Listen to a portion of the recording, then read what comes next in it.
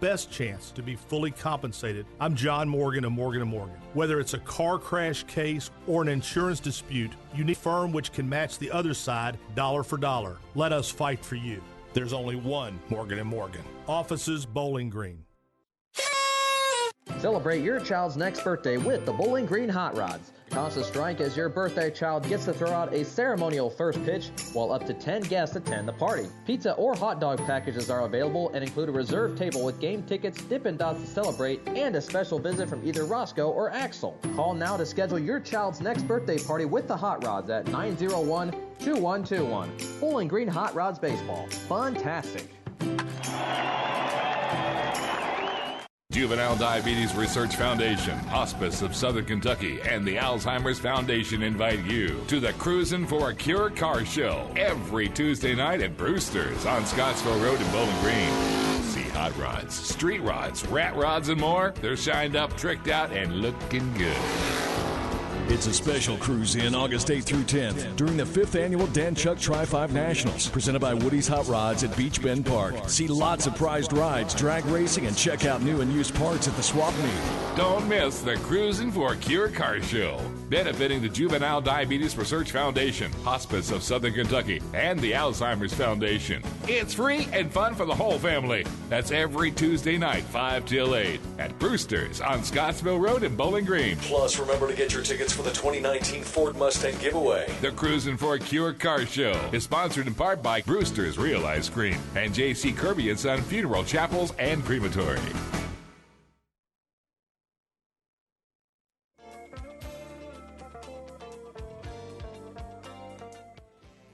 It's Dub City, according to Tyler, who thinks everything is Dub City. Everything's Dub City.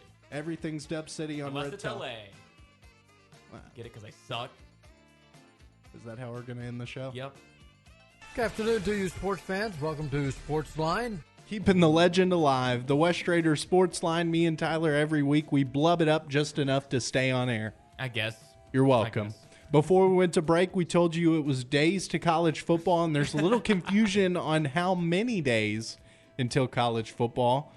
How many are there, Tyler? Can you please explain this? Well, I have no idea, and apparently neither does Florida State or whoever runs their social media, because there was this tweet put out now 4 hours ago from FSU Football, at FSU Football on Twitter, if you want to go look at it for yourself.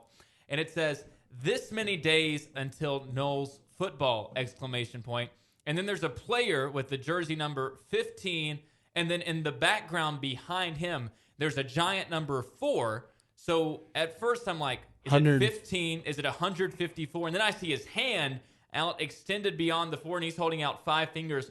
So is it 15, 154? Is it 54, or is it 1,545 days? And this is just some kind of nifty way of them announcing that the program has a 5-year ban that's come out and nobody has heard about it. Willie Taggart. I have no idea. And then I texted you. I was like, wait a minute. None of this adds up, because I did the research. I was like, when does Florida State play their first game? And they open up against Boise State August 31st, which is 33 days away. And I have no idea how 15 or 4 or 45 or 54 or any of those numbers connects to 33. I have no idea what happened there. Keep the faith in Willie.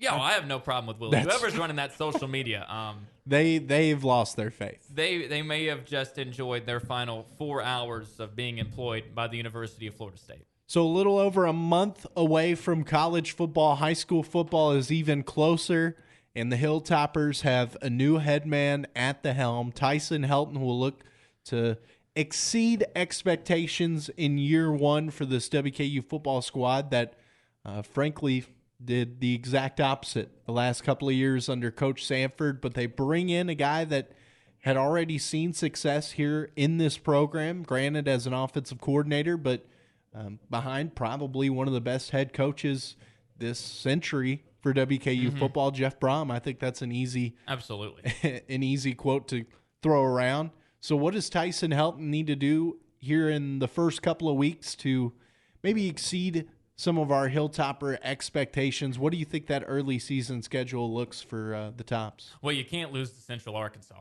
at home Thursday night. You cannot lose that game. Speaking of Willie Taggart, I'll never forget being on the ride home from a soccer travel game and listening to Western Kentucky versus Central Arkansas on the radio.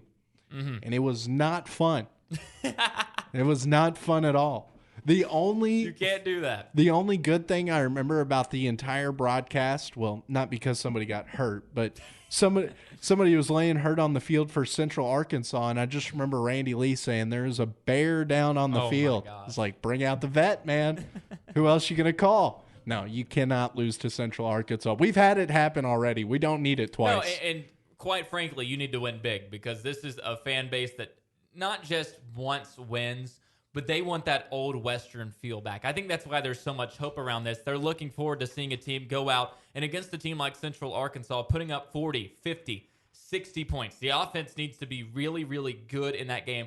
They need to win that game by a good margin, not just to make a statement early on, but because they go to Florida International the next Saturday, and that, for all intents and purposes, is likely going to be a loss. Florida International, Marshall, probably the co-favorites in the East. I was right before we came on looking at some predictions. Athlon Sports has Marshall edging them out in the East. So you could probably predict that game at Florida International if Western can compete.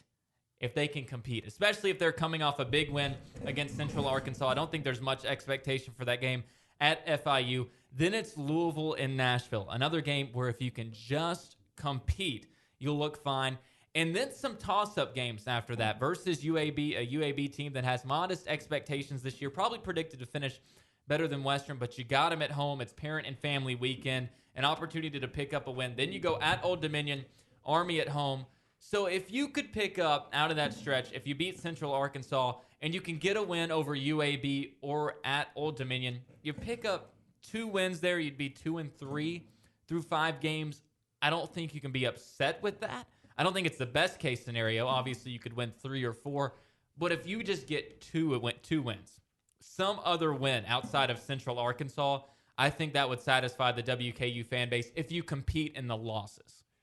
Yeah, the weird thing about this schedule is it's not necessarily bad for the football squad. I mean, you're picking to play Louisville at a good time, change of scenery, change of coaches. You're picking to play Arkansas at a good time as well, both of those games. On the road. Of course, Louisville's in Nashville, not on the road, but technically a home game. I think the weird thing in the schedule is at FIU the second week of games. That's tough. I talk about it a lot in the NFL. Week 1, you never know what's going to happen. Good teams lose all the time. Bad teams beat good teams. Yep. The same thing happens in college football. Yes, we will listen anytime on ESPN Radio, ESPNRadio1027.com. God, that scared the crap out of me. At FIU, September 7th is Saturday. They are one of the favorite picks for Conference USA. One of them. A couple of other teams you can throw around there with Butch Davis leading the charge. I think if Western, like you said, can legitimately compete on the road at Florida International, it's an early season game. So Florida International, they could make some mistakes. I'm not sure who their first opponent of the season is as I click on FIU and check it out for you.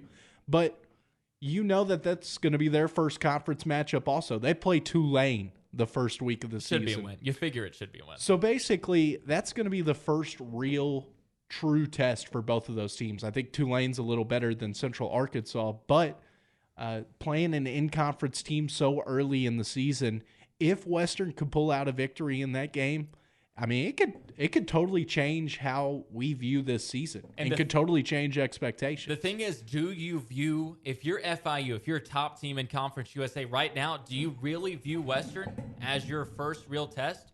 And if you don't, that can play to Western's advantage because then you're coming in and perhaps Florida International is overlooking a team like Western because we were looking at those Conference USA predictions. The number one thing there was the matchup to watch was Florida International versus Marshall. And perhaps Florida International's only focus this year in conference play is doing what they can to get ready for that Marshall game. So perhaps they overlook a WKU at home at Florida International. And even if it doesn't turn into a win for WKU, like I said, if they compete, Louisville, if they compete in that game versus UAB at Old Dominion back-to-back, you could win both of them. You could lose both of them. You got to win one of them because it's A stretch coming up after that, Army at home, Charlotte at home. You can win both of those games before you go into a really tough stretch to end the season at Marshall versus FAU, at Arkansas, at Southern Miss, and the high emotions final game of the year, Senior Day versus Middle Tennessee. It's a season where easily you could see stretches of 2-3 straight wins, 3-4 straight losses. And it just depends if one of those stretches come. If we see 3-4 straight losses, can the ship be righted? If we see consecutive wins, can they ride the wave? I don't know what to tell you is going to happen this season. You know what's interesting about this conference schedules also is when you look at the West teams that Western has to play this season in the Western Division, they avoid both of the Texas schools. Yes. You don't have to make that long travel to Texas. You avoid North Texas, who people widely consider a favorite in the conference. Mason Fine, I think he was player of the year last year. Predicted player of the year this year, too. Yeah, all right. So he's coming He's a back. stud. He's ready to ball for the Mean Green. You don't have to play any of those teams. Right. And those three teams are usually trap teams. Mm-hmm. It's a long travel out there, and you just have to play good opponents most of the time. So, at Marshall, we know that's going to happen. At Old Dominion and at Southern Miss, those are your 3 road conference games. Those really set up pretty nicely for Western Kentucky. Aside from at FIU in week 2, those other 3 games, those are not, trap games necessarily. Those are games that you feel like the Hilltoppers can match up pretty well. Maybe at Marshall would be the toughest one, but hey, it's a rivalry game. That's what they're built for. Oh, yeah. At ODU, that should be a win. I think if you look at record predictions for Western, I would assume they're counting that one in there. According to Athlon Sports is what I've been looking at for a lot of these projections. It's because they're the only site that have gone through and done these already. They've got Western going 3-5 in CUSA, 4-8 overall. So you got to assume the only non-conference game they've got them winning is that Central Arkansas game, which would imply that they're predicting a loss at home versus Army, which isn't the same Army team that we've gotten used to over the past few years. They're really good now. They're top 25, aren't right, they? They have gotten to be a legit program. And you got to assume the conference wins. Charlotte at home, maybe they give them Middle at home, and then I would predict the other one is at Old Dominion, which makes you look at the toss-up games like UAB at home. You talked about Marshall on the road, the emotions that could be there. At Southern Miss, it's going to be a really good Southern Miss team, but another one of those situations that we've seen play out where that could be a trap game for Southern Miss as they prepare to try to win the West. At home versus Florida Atlantic. Who knows what we get from FAU? They come out one night, they could score 40. The next night, you could score 40 on them, and they'll maybe score 7. And no Devin Singletary anymore. No Devin Singletary. Thank you. Up in Buffalo now. Quite the change for him, but at the end of the day, man, this is a team that could easily end up at that 4-8 overall mark, or they could slip ahead, get 6, 7. That Arkansas game on the road, like you mentioned, this is a good year to play Arkansas. It's a good year to play Louisville. Neutral site. Anything could happen this season.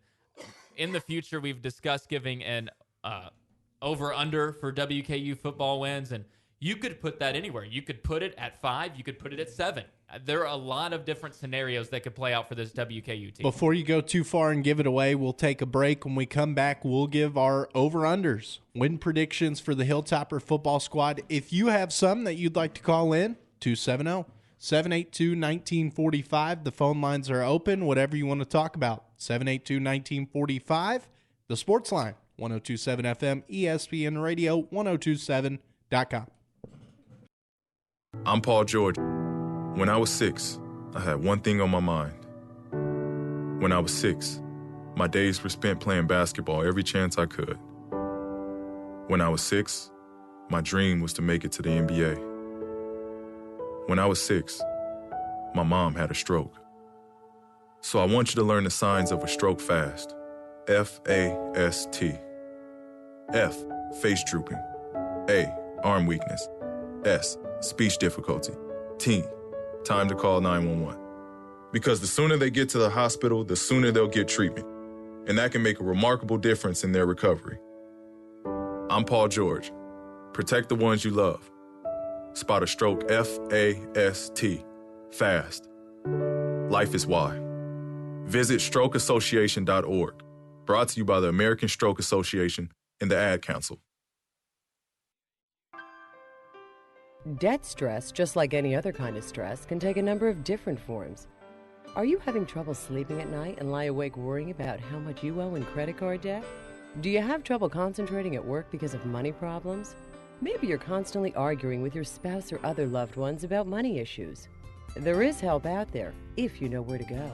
National Foundation for Credit Counseling Agencies are independently accredited and have trained certified counselors ready to help you. This means the agency complies with important standards, and our agencies are nonprofit and community governed, so we have a real stake in helping you. To find an NFCC agency near you, call 800-388-2227 or visit them online at nfcc.org. That number again is 800-388-2227 or online at nfcc.org. The preceding message was a public service from the National Foundation for Credit Counseling.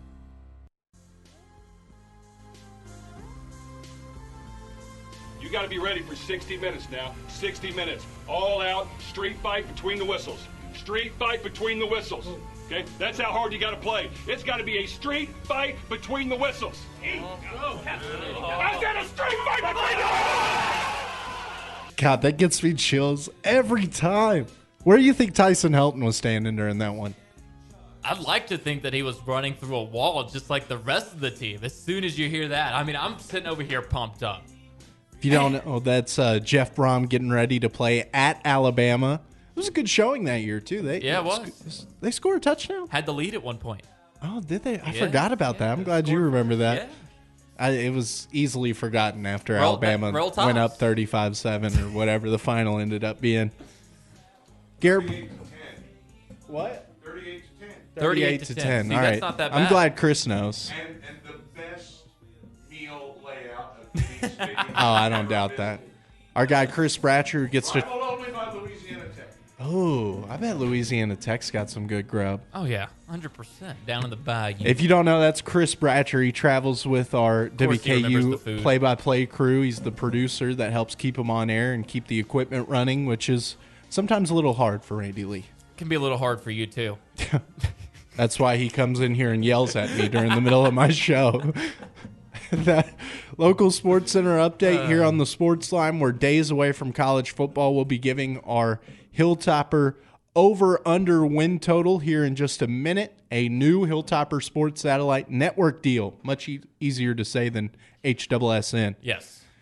New deal to broadcast soccer, volleyball, and softball home games on Facebook. The Hilltopper Sports Satellite Network Facebook page with the voice of the Lady Tops, Brett Williams, set to take over the call on volleyball, softball, and soccer, which is really exciting, especially for fans of our show that pay attention to not just the basketball and the football side of things, but, you know, these programs that deserve the love, softball, volleyball, track and field, of the like. Mm-hmm.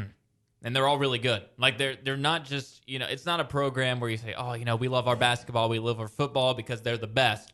Volleyball is probably the best thing that WKU has going for them right now. Softball is going to be really, really good, and the soccer team has been on an upward trajectory as well. So it's an opportunity that it's well-deserved. They have earned it over the past few years, and I think people are really going to enjoy it. My favorite stat is, like, since Western's joined Conference USA, they have, like, 10 total more conference championships than the next closest team because of these programs that don't get the love as much. Right, you earn those, and the track and field team has been top-notch. I mean, nationally ranked crews on that track and field team. So it's going to be interesting to see how exactly it's all executed, but at the end of the day, it's a positive for everybody. It's positive for the fans, and it's a positive for Western.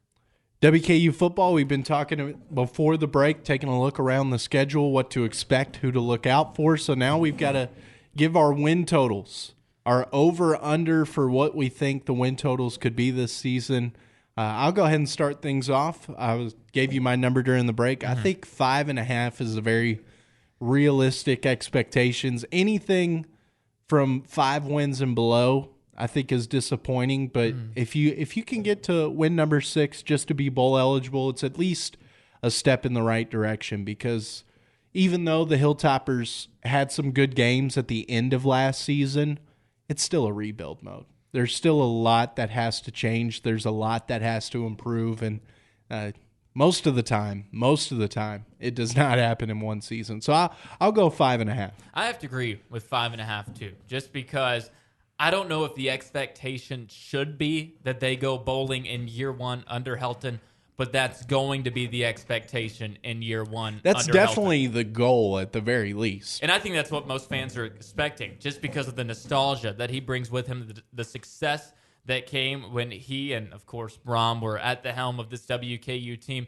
Should that be the expectation? Probably not. I don't know if they've improved enough to be a bowl team, but are the pieces there? Most certainly, especially in Conference USA. I was digging in deeper to those Athlon rankings. They had positional rankings in Conference USA, and when you look at running back, wide receiver, offensive line, they don't have quarterback rankings, which I think was interesting, but running back, wide receiver, offensive line, they just ranked top 7. And WKU... This is the whole conference, not just division. Right, in the entire conference. So I guess just top half was what they were going for with that. And they had WKU top 7, running back, wide receiver, and offensive line. 3rd best wide receiver crew, 4th best offensive line, 7th best running back. But then over on the defensive side, they did defensive line, linebacker, defensive backs.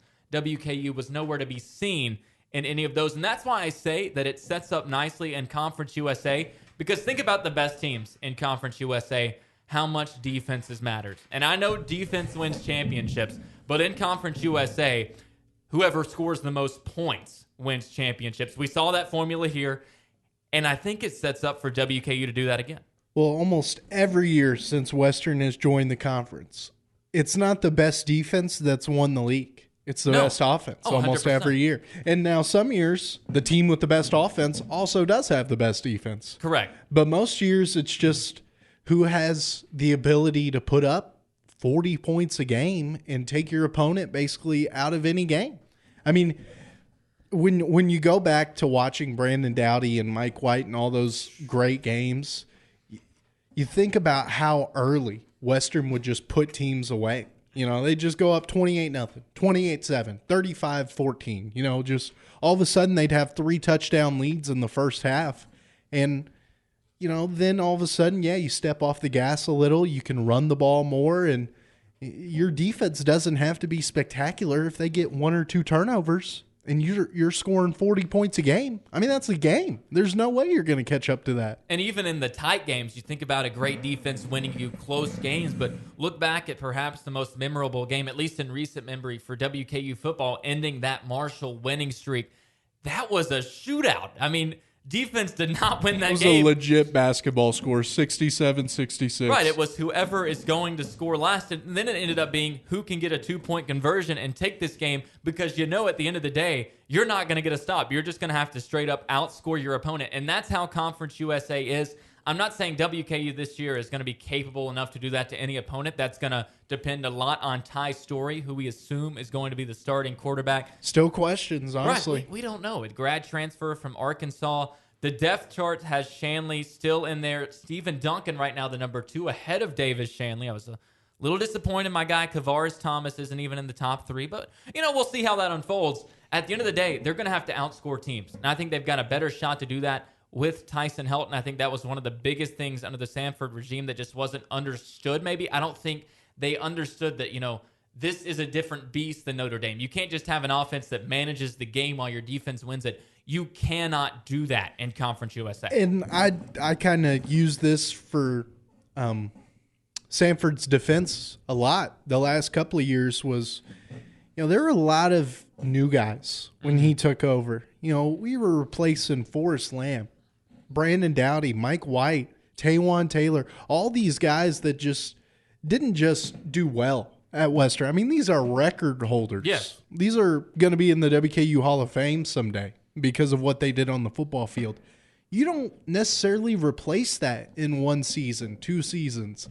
And I think Mike Sanford, he was a great recruiter. Yes. I think he was a pretty good recruiter, but he was pretty young. Maybe he's not the best at developing that young talent yet because he doesn't know how to develop it as well. And now, after 2 years of development, some of these guys are going to get a new opportunity under a new coach. And, that means a new scheme to learn. But at the same time, it also means a new chance for development, a new chance to get better. And it's not like Shanley, Duncan, these guys have gotten better Yes. over the last 2 years. Now, have they performed poorly at times? Absolutely. But that's part of the learning process, is you have to be able to make mistakes. And granted, we've made a lot of mistakes over the last 2 years, but now is your time. Guys like that, even if Ty Story's the starter, you have to believe that Shanley and Duncan are at least better than they were last year when they were thrown into those starting roles. And one when thing they had to be the guy, Yes. and necessarily they weren't ready for that. And one thing we talked about is to get help in doing that as a quarterback, you need a good running game. And we talked about the running game having so many issues. Atrocious. Right. And the biggest thing there was that the offensive line couldn't block for the run or Also the pass. very bad. And now you've got an offensive line group where every single player has been on the hill for at least 4 years. One of them Redshirt was all juniors and conference, seniors. Miles Pate. Yes, and now they're predicted, at least by Athlon, to be one of the top 4 units in Conference USA. As a quarterback, what else do you need? Running game, you need an offensive line, and you need weapons. You've got a group picked to be the number 3 wide receiver group in Conference USA. Manny Allen, a recruit from the Sanford regime, now a freshman, picked to be the freshman to watch in Conference USA. Right now listed as a second-string receiver. Things are really folding out And now. I wonder if that wide receiver group, I'm sure it does, if it includes tight ends. Because I'm going to guess it does. That's why the Hilltoppers are so high. Because Yes. Kyle Fortenberry has been a kind of a name on some award watch lists to start the season, which is always 100%. It's a big accolade going into the year. Very seldomly does a guy make a list like that and then not produce for his team the coming season. He's going to be a big target, and that was such a staple for the Jeff Brom, Tyson Helton offense as well, was having a possession, a consistent tight end target for your guys. I mean, how often did we see Mike White and Brandon Dowdy find their safety valve at tight end? Tyler Higbee, Mitchell Henry going back a little ways, and then into Deion Yelder and such. Yes. Now you've got another guy that's on the award watch list. You brought in a coach that probably is more prepared to handle the strengths and weaknesses of his offense because of his ability to be an offensive guru. And, you know, the defense is underappreciated. Yes. By all means. You know, not having one group in the top 7, it really says something because, you know, we've got playmakers on the defensive side of the ball. And really, if you were a fan last year, you know they got thrown into situations that, plain and simple, they shouldn't have been thrown into. 100%. Like going for 4th down inside your own 20. Turnovers were terrible. Turnovers were bad as well. And, you know, when you can't run the ball, you basically are never going to win the possession battle. When you can't run the ball, it's impossible to get off your own 20-yard line. You're punting from your own 25 every time, giving them, you know, advantage to start at their 40, 45 maybe if they get a good return. And it just seems like this Western offense, it's going to be a lot different than what we saw the last 2 years. It has to be, doesn't it? Everything you're saying, and I'm holding my heart because it pains me to say this, but everything you're saying reminds me of a certain NFL team that plays their games in Nashville. Think about the offensive line. Think about the multiple weapons at receiver. Are you just trying to make end. me cry? Think about an underappreciated defense. That is true. The question becomes, can your quarterback win you ball games? And that's the case not just in football. I mean, that is how it works in the NFL and college football. But in Conference USA, the best teams have the best quarterback. Can your quarterback win your games? Can Ty Story be that guy? You look at Western in the past. They had that guy over the middle. Think about Delaney Walker. When he was out, Corey Davis couldn't do much on the outside because the threat wasn't there over the middle. Think about the glory days. Think about Taywan Taylor, how much he was able to do outside because of how good the tight ends were working the middle. There was always that deep threat because you had that inside threat. And it feels like with Fortenberry, Lucky Jackson, Quinn Jernigan, some of those guys that can work outside, it feels like you have that inside and out. The offensive line is there. It's experienced. It is good. The running back group is even looked at as one of the better units in Conference USA, and underappreciated defense at every level. This is a team that, just like the Titans, they could win the division. They could come last in the division. They could win the East. They could come in last in the East. And it is very tough to predict, especially right now, what that is going to end up being. We know you were hungry for it. That's why we fed you, you little puppies, your WKU football talk. Coming a little over a month from now, WKU football against Central Arkansas, and then they'll get to go on the road against FIU. you. Just running out of time here. You've been listening to the Sportsline Mondays 5 to 6 here on ESPN Radio, ESPN Radio 1027.com. That is at Tyler Eaton Radio on Twitter. I'm at Garret Browning 5. Tune in next Monday for more here on ESPN.